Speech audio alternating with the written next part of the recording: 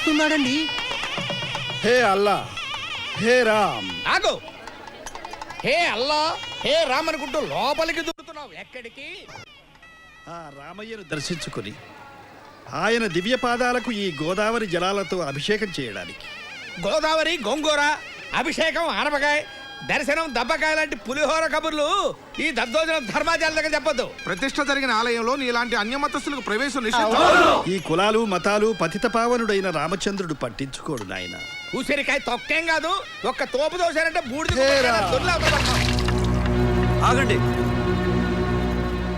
ఆ మహాత్ముడిని గుళ్ళోకి రానివ్వండి. ఆ మహాత్ముడిని లోనికి రాణిస్తే మేమంతా బయటికి వెళ్ళాల్సి వస్తుంది. అంతే. ఓహో, గురుగారు, మీ భోజనండా ఏముంది? ఏముంటుంది? పొద్దున్నే తిన్న సద్ది దద్దోజనం. నోరు మూయ్. పొట్టంతా ఖాళీగా ఉంది. మరి మీ బుర్ర నిండా ఏముంది? బుర్ర నిండా. నోరు మూయ్. బుర్రంతా ఖాళీగా ఉంది.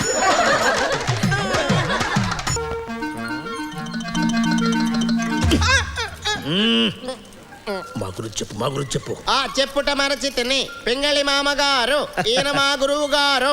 వారి మాటే మాకు వేదం.